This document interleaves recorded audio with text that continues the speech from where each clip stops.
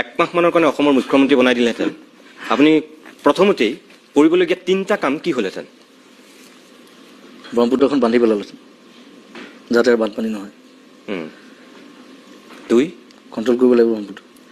প্ৰত্যেক বছৰ এইটো এটা ডাঙৰ যন্ত্ৰণা হৈছে মানুহৰ, আৰু সেইটো চৰকাৰে আচলতে খুব চিৰিয়াছলি বস্তুটো গৱেষণা কৰি কেনেকৈ ব্ৰহ্মপুত্ৰ কণ্ট্ৰল কৰিব পাৰি সেইটো আঁচনি ল'ব লাগে আৰু কৰিব লাগে কামটো অতি সোনকালে।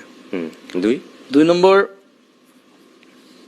চিনেমাখনত দেখুৱাইছে দেখোন কি কি কৰিছে, সেইবিলাক কৰিলে। আপুনি কি কৰিলেহেঁতেন সেইটোৱে সুধিছোঁ। কৰাপশ্যন বন্ধ কৰিবৰ কাৰণে। কৰাপশ্যন 3 ঘোষ খোৱা, কৰাপশ্যন এইবিলাক বন্ধ কৰিব লাগিব। আৰু আমাৰ নতুন জেনেৰেশ্যনটোক কেনেকৈ মানে সামাজিকভাৱে আৰু এৱেৰ কৰিব পাৰি তাৰ কাৰণে কিছুমান স্পেচিয়েল ট্ৰেইনিং ৰাখিলেহেঁতেন, ট্ৰেইন কৰিলেহেঁতেন বাহিৰৰ পৰা মানুহ আনি বিভিন্ন বিশেষজ্ঞ বিভিন্ন ডিপাৰ্টমেণ্টৰ বিভিন্ন জনৰ বিভিন্ন মানুহক আনি তেওঁলোকৰ লগত ইণ্টাৰেক্ট কৰাই কেনেকৈ সামাজিকভাৱে মানসিকভাৱে আৰু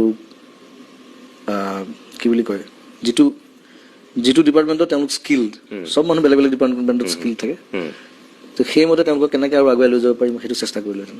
কেতিয়াবা আপোনাৰ চৰকাৰবিলাকৰ কাম কাজ দেখি এনেকুৱা নালাগেনে যে মই এদিন অসমৰ মুখ্যমন্ত্ৰী হৈ যোৱা হ'লে? কেতিয়াবা মন যায় শব্দটো মোৰ লগতে আছে, কিন্তু মই একেবাৰে নন পলিটিকেল আগতে কৈছোঁ, পলিটিক্সত যোৱাৰ মোৰ কোনো ইচ্ছা নাই। পলিটিক্সৰ পৰা আঁতৰি থাকিও কেনেকৈ ভাল কাম কৰিব পাৰি সেইটোৱে মোৰ ইচ্ছা।